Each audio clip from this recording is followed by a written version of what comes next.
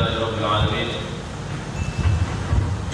وبه نستعين على أمور الدنيا والدين ثم الصلاة والسلام على أشرف الأنبياء والمرسلين سيدنا ومولانا محمد وعلى آله وصحبه ومن تبعهم بإحسان إلى يوم الدين.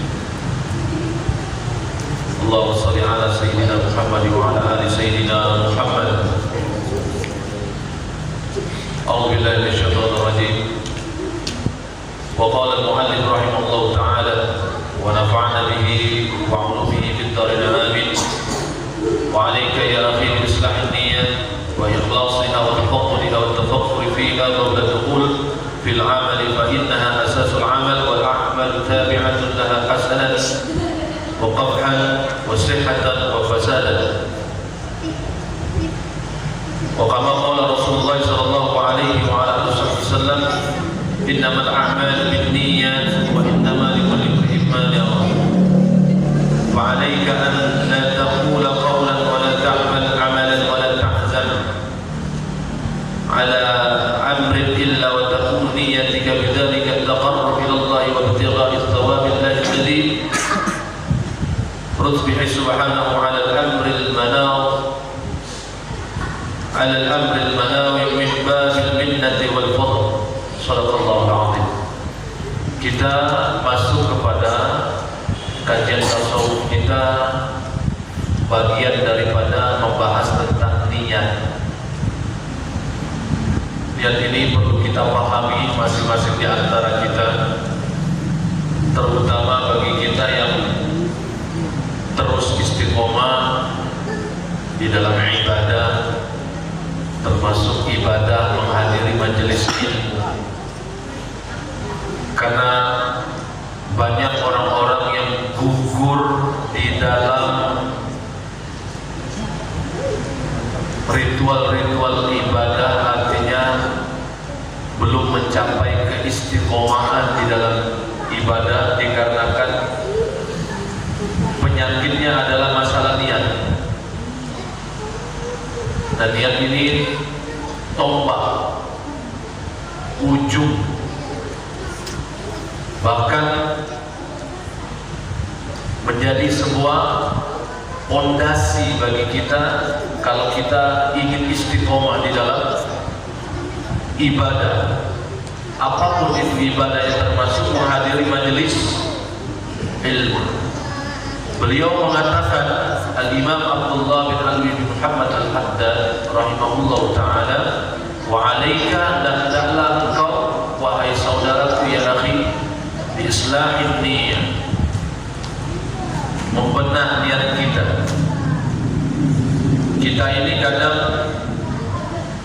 kenapa kita suka mudahnya dengan tidak istiqomah di dalam apa yang kita lakukan, karena jarang di antara kita yang membenah niat, sehingga ada aja halangan-halangan untuk kita beribadah. Dipastikan bagi kita yang mohon maaf, yang tidak sampai istiqomah di dalam ibadah dikarenakan dia sukar untuk membenah niatnya. Coba dipikir-pikir kembali, kenapa saya ini mungkin di akhir-akhir ini untuk masalah ibadah itu kadang males-malesan gitu ya. Direnungkan penyakitnya apa? Maka di awal beliau mengatakan bi islahin niat, dibenahi niatnya. Nah, penyakitnya kita ini suka tidak membenah niat. Kadang kenceng di awalnya dia, kenceng di awalnya. Sholat juga begitu. Kadang kenceng di awalnya, apalagi kalau sudah bulan mudo.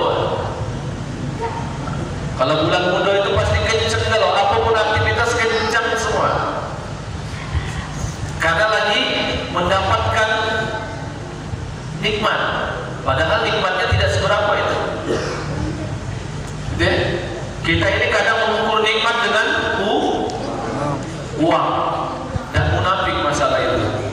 Ukuran kita pasti uang yang paling dominan.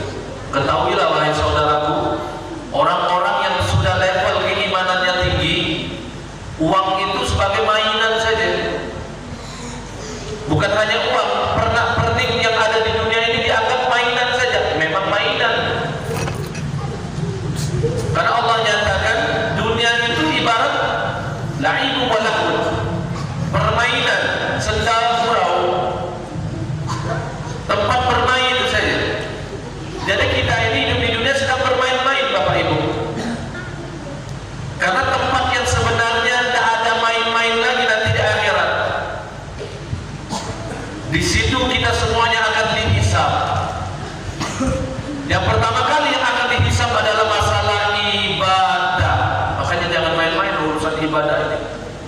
Mungkin sekarang kita bisa ketawa ketiwi gitu ya, ngakak landas. Tapi nanti kalau sudah masuk di mahkamah, tahu mahkamah persidangan Allah, semuanya di situ tidak ada lagi yang jangankan mau ketawa terbahak-bahak, senyum sedikit saja tidak ada di situ. Kalau kita pandai-pandai merenungkan ayat di dalam surah Yasin ayat 65 itu, al-yawma nakhtimu ala afwahihim wa tukallimuna aydihim wa tashhadu arjuluhum bima kanu yaksibun. Itu kalau dibaca-baca yang benar, bukan sekadar kita datang Yasina terus tutup Yasinnya maka selesai.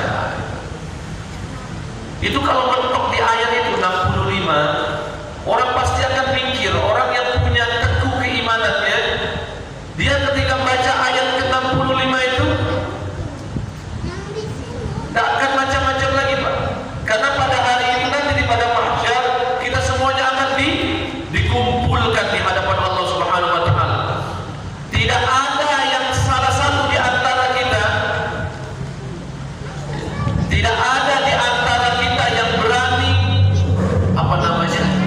menegakkan muka kita memandang Allah Subhanahu wa taala. Karena pada saat itu nanti kita semuanya dalam keadaan ketakutan semua. Hanya satu manusia dari seluruh manusia, mulai dari penciptaan manusia yang pertama sampai yang terakhir, yang berani menatap Allah Subhanahu wa taala, yaitu kekasih kita Nabi Muhammad. Maka banyak-banyaklah bersolawat. Kadang kita juga bersolawat zikir tidak fokus. Jadi saya tidak tahu berjalannya majelis kita ini istighosah, sholawatan, kira-kira fokus tidak kira-kira? Zikirnya, sholawatnya kira-kira fokus tidak? Fokus gitu ya. Ketika nyebut nama Rasul sallallahu alaihi Muhammad sallallahu seolah-olah kita itu lagi ngomong dengan Rasulullah sallallahu alaihi wasallam. Kalau kita ngikutin nafsu kita, ujung-ujungnya was-was syaitan masuk, ngantuk mulai merayu kita. Syaitan masuk mengirimkan was-was, mengembuskan was-wasnya, sakit pinggang dirasakan. Kalau kita fokus, apa yang menjadi kendala kita pada saat itu tidak akan terasa lagi. Kita ini kurang fokus. Nah makanya kalau memang pengen fokus, ibadah kita istiqomah, benahi niat kita semuanya masing-masing. Jangan sampai hadir di dalam istighosah seperti ini. Ini hadirnya bukan karena niat, karena Allah, tapi karena tidak keenakan dengan ustadznya. Nah, ini kacau ini. Kalau saya mohon maaf jujur pribadi wallahi, saya tidak masalah mau 3 mau 2 orangnya gitu ya. Kalau jadwalnya itu waktunya istighosah salawatan, itu waktu yang terbaik buat saya. Mungkin saja manusianya sedikit, tapi yang hadir utusan Allah dari langit banyak. Saya tidak butuh hadir. Dan mungkin Allah juga tidak butuh hadir karena ketidakenakan dengan makhluk. Hadir itu ketika kita tidak hadir, gitu ya, yang mesti merasa tidak enak itu kalau tidak enak dengan Allah. Waduh, Kalau saya tidak hadir, tidak enak saya sama Allah nih. Kira-kira pernah nggak mikir kayak itu Pak? Tidak pernah mungkin. Tidak enak saya sama Allah ini. Saya tidak hadir majelis. Paling yang tidak enaknya sama dua nih. Kalau tidak enak sama teman atau sama ustaz. Kalau saya tidak masalah. Karena saya sedari awal tidak pernah memaksakan. Saya cuma menganjurkan, ayo ke majelis istiqomah, ayo. Karena siapa tahu pada saat kita lagi di majelis ajal kita nyampe. Ajal kita nyampe. Tapi corona Ustaz, ini saya kasih tahu nih. Ikhtiar itu harus wajib. Tapi masalah ikhtiar ini begini, saya kasih tahu ya. Kita jangan sampai terjebak, karena beda-beda tipis nih ikhtiar sama takut. Kira-kira beda-beda tipis dah ikhtiar sama takut. Ini beda tipis ini. Saya bawa ini bismillah ikhtiar. Ikhtiarnya pertama menghindari. Yang kedua ikuti aturan. Ati Allah wa atiur Rasul wa ulil amri minkum. Taati Allah, taati Rasul dan taati pemimpin. Kenapa saya bawa masker? Pertama dari sisi agama saya berikhtiar, bukan takut sama corona. Makhluk ini tidak ada apa-apanya. Yang kedua, wa ati Allah wa atiur Rasul wa ulil amri minkum. Taat kepada pemimpin. Maka saya mengimbau, Pak, mengajarkan itu mengimbau saja, memberikan masukan nasihat, benahi niat kita. Untuk apa kita ada di sini? Terus diikhlaskan, aktivitas kita itu diikhlaskan supaya jadi amal ibadah. Wa tafaqqudiha, dihadirkan. Niat kita tadi dihadirkan. Takutnya kalau tidak dihadirkan niat di awal tadi, melenceng dari relnya, keluar dari relnya. Tafakkur, direnungkan. Kira-kira saya melakukan ini, saya berbuat ini, saya ke tempat ini, kira-kira tujuannya untuk apa? Apakah tujuannya untuk menyenangkan hati guru atau hanya untuk sekedar hadir doang gitu ya? Atau hanya sekedar ya sekedar-sekedarnya saja? Atau tujuannya untuk Allah? Kalau tujuannya untuk Allah, pasti dipastikan untuk menyenangkan guru. Tapi kalau tujuannya hadir di sini untuk menyenangkan guru, belum tentu untuk Allah. Saya tidak tahu niat Bapak Ibu sekarang masing-masing. Bapak Ibu, adik-adik di sini, para remaja sekalian, tujuannya datang ke sini itu untuk apa? Tidak tahu saya. Maka renungkanlah. Nah, semua itu direnungkan, diikhlaskan, dipikirkan. Qabla dukhulil fil amal. Qabla dukhuli fil amal. Sebelum melakukan aktivitas, sebelum melakukan perbuatan. Kenapa? Niat ini harus dibenahi, diikhlaskan, dihadirkan, direnungkan sebelum melakukan perbuatan, karena niat itu adalah pondasi asasul amal, pondasi perbuatan. Ibarat bangunan ini, saya tanya, ini masjid ada pondasi tak? Kalau tak ada pondasi, kira-kira gimana? Sudah selesai. Begitulah kita, Pak. Kadang hadir, kadang enggak, kadang hadir, kadang enggak. Cuma jangan seuzon. Ingat, orang yang tidak hadir belum tentu tidak ada niat. Mungkin karena ada halangan, ada udzur. Jangan langsung ngecap, wah itu tidak hadir dia, tidak istiqomah, tidak bisa kita ngomong kayak gitu, Pak. Saya enak-enaknya ngomong kayak gitu kan, kita tidak tahu urusan orang. Istiqomah atau tidaknya perasaan tersebut itu tergantung bagi kita masing-masing. Kira-kira kita ini istiqomah atau tidak?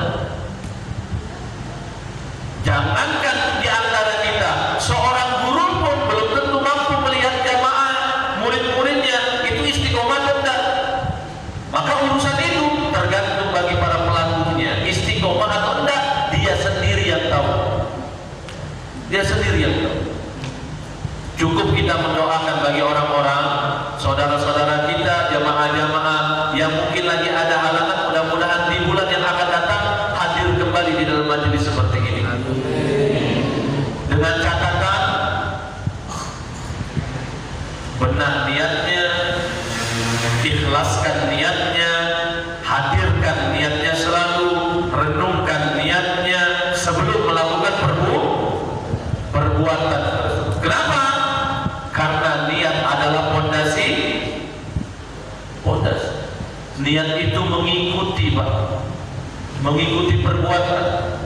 Kalau perbuatannya perbuatan baik dan buruk, niat itu mengikuti. Kalau perbuatannya baik, niatnya akan mengikuti perbuatan tersebut. Kalau niatnya perbuatan itu, kalau perbuatan itu buruk, maka niatnya itu akan mengikuti. Kalau niatnya sehat, maka kalau perbuatannya sehat, baik-baik saja, maka niat itu akan mengikuti. Akan tetapi kalau niat perbuatannya rusak, niatnya juga akan rusak. Ingat hadis yang populer yang sering kita dengar, innamal a'malu binniyat wa innamal likulli imri'in ma nawa. Sesungguhnya segala perbuatan itu harus disertai dengan niat, bukan tergantung atau diawali dengan niat. Tidak cukup diawali dengan niat saja, harus disertai bersamaan dengan Saya tanya, kenapa perbuatan itu tidak hanya di awal niatnya? Karena ditakutkan nanti di pertengahan jalan melenceng, mencong gitu ya, keluar dari arealnya, tujuan. Maka hati-hati dengan niat ini, Pak. Ke masjid Jumatan, lah sudah siap, duit di kantong tadi, ruponya tadi nyabut dari dompet kelebihan, nggak sadar, cepet-cepet masuk ke kantong. Kapan ditarik? Ada 100.000, ada 2.000. Bingung lah itu ya, langsung ya.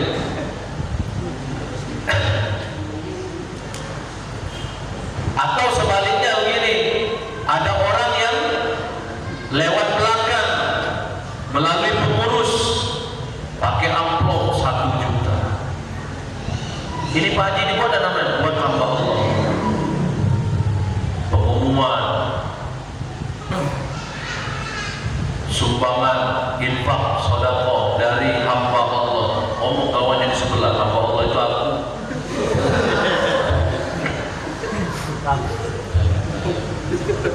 Sedekah itu jangan diomong-omong, jangan disebut-sebut namanya, tulislah hamba Allah. Nah, yang disebut hamba Allah tadi itu aku. Na'udzubillahi tsumma na'udzubillahi min dzalik. Jadi jangan sampai. Fa'alaika an la taqula qawlan, jangan kalian berkata sesuatu perkataan. Jangan engkau berkata sesuatu dengan perkataan kecuali niatnya benar dulu. Wala ta'mal amalan, jangan engkau melakukan perbuatan, sesuatu perbuatan tanpa memikirkan, merenungkan, mengikhlaskan niatnya terlebih dahulu. Wala ta'zam ala amrin, jangan engkau berangan-angan, bercita-cita tanpa memikirkan, menghadirkan, mempertahankan niatnya sebelum engkau melakukan perbuatan tersebut, sebelum engkau berazam, bercita-cita. Misal contoh, azam ini baru cita-cita, target besok-besok kalau aku jadi orang berduit, ini jamaah majelis nak umroh ke negara.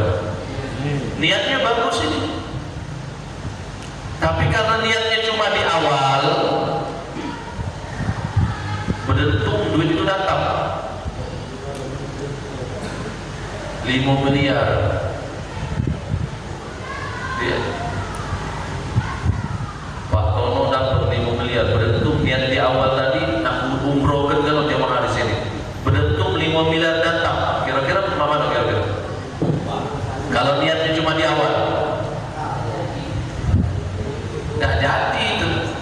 5 miliar. Aku sampai main hari belum tahu bentuknya 5 miliar mana. Gitu ya? Mungkin kalau ditukar ke ginjal kita baru dapat 5 miliar. Belum tentu dapat. Karena kalau sudah melihat masalah urusan dunia, Bu, kalau untuk urusan dunia termasuk ini, mau apa namanya, pencinya putih, gamisnya panjang kayak Batman, imamahnya, tahu imamah? Kalau bahasa Palembang itu apa namanya? Bukan ketum. Itu bahasa Melamonnya itu. Mau ketunya itu kayak ban Vespa. Kalau sudah melihat urusan dunia yang namanya duit, selesai. Kenapa seperti itu, Ustaz? Itu tidak jauh-jauh dia punya guru seperti itu. Percaya nggak kira-kira? Dia tidak jauh-jauh dia punya guru seperti itu. Karena urusannya duit. Ceramah kalau tidak ada duit, tidak mau ceramah dia. Ceramah kalau duitnya dikit, tanya berapa isi amplopnya itu. 200. Oh, kasih yang lain aja lah dulu. Saya mungkin nanti agak terlambat besok. Ada urusan, masya Allah.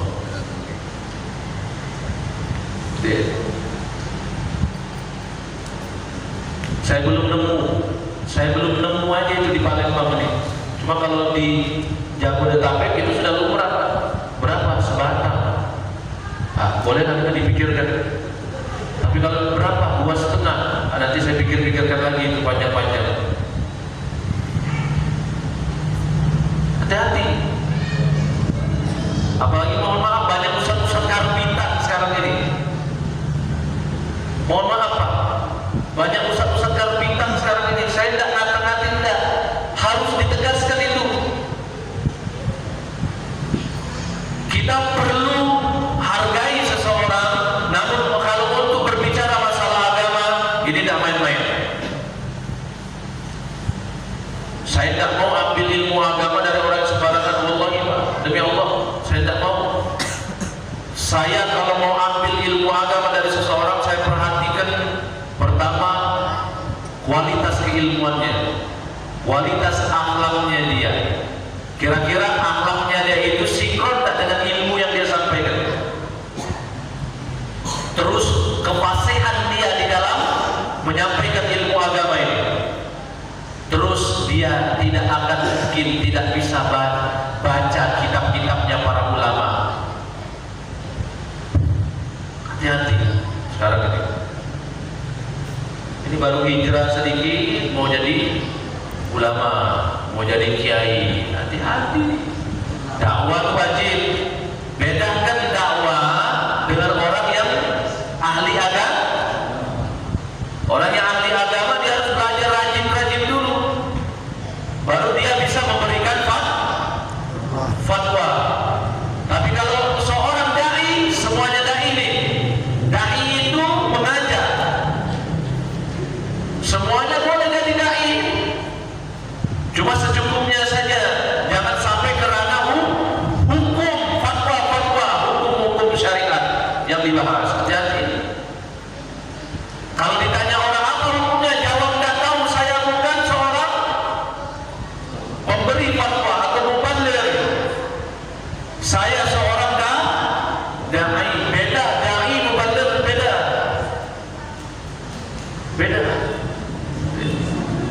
Dai itu mengajak, muballigh itu menyampaikan ilmu agama, fatwa-fatwa, hukum-hukum agama, itu muballigh, Pak. Tapi dai mengajak, semua kita ini dai. Maka perintah Allah, ud'u ila sabili rabbika bil hikmati. Ya. Serulah orang-orang kepada jalan Allah. Jalan Allah dengan hikmah. Hikmah itu ilmu. Semuanya dai, ngajak kebenaran. Makanya kalau di antara kita mau mengajarkan seseorang yang simpel-simpel saja Pak, ajarkan rukun Islam, rukun iman kepada anak, kita dapat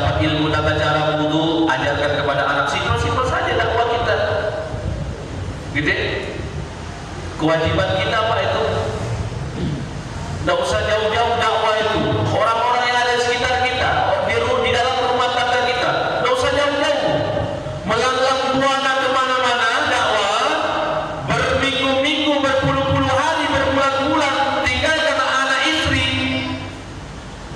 Sedangkan anak istri perlu bimbingan, tetangga kita perlu bimbingan, sahabat dekat kita perlu bimbingan, keluarga kita perlu bimbingan. Kita tinggalkan berbulan-bulan. Ayo gimana? Karena banyak orang yang keliru sekarang ini. Banyak orang yang keliru, ujung-ujungnya keluarganya terlantarkan. Ujung-ujungnya adik-beradiknya masih ada yang tidak sholat, tidak puasa. Itu penting. Saya tanya Pak, Bapak pergi dakwah jauh-jauh. Ketika Bapak balik ke kota asal, meninggal, kira-kira mereka yang jauh-jauh kita dakwah itu masih ingat tidak sama kita kira-kira? Belum tentu. Yang pertama kali memperhatikan jenazah kita yang mana dulu nih? Yang dekat dulu. Jadi tidak usah repot-repot. Di zaman Nabi beda Pak, itu utusan semua yang mengutus. Ingat, yang mengutus ulil amri, khalifah. Rasulullah yang mengutus.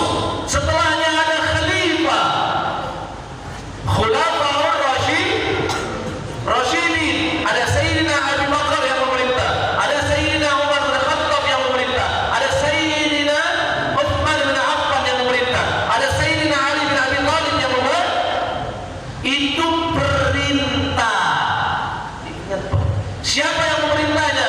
Khalifah, ulil amr. Beda perintah ini Pak. Kalau sekarang ada yang memerintah seperti itu? Tidak ada. Maka kalau mau berdakwah sudah sekitaran kita ini saja nih, berdakwah teman ini remaja masjid, ajak remaja masjid, itu dakwah itu udah nih. Ajak remaja-remajanya. Cuma ingat, jangan gunakan bahasa yang tidak enak, nyelekit bahasa kita itu. Woi kamu ini datang, woi ini. Dari kata pertamanya saja sudah tidak bagus. Woi. Saya tidak pernah ngajarin itu Pak. Mohon maaf kalau ada di antara kalian yang mengajak cara begitu, saya lepas tangan. Saya tidak mau tanggung jawab di akhirat nanti. Saya tidak pernah ngajarin seperti ini. Woi Pak, yuk majelis, woi kamu ini.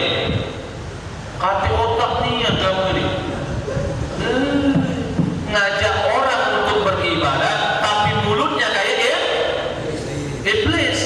Ada yang kayak itu tadi? Mana ada ya? Pakai bahasa yang enak. Kawan-kawanku yang soleh dan soleha, walaupun dalam hati tadi berat nak ngomong soleh dan soleha tadi ya. Di belakang jadi kalau mau ngajak ikhlas, walaupun berat ngomongnya. Jangan kalau di belakang kaget jangan ikhlas.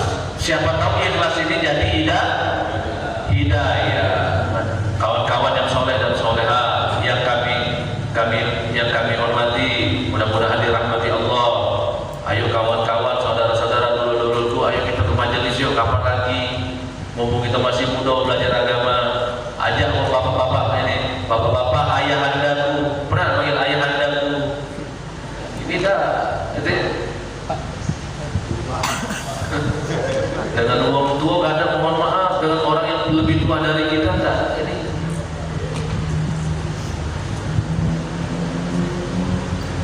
ingat Pak Ibu, orang yang semakin kuat aktif di majelis bukan berarti ujiannya itu semakin melemah, ujiannya semakin tinggi.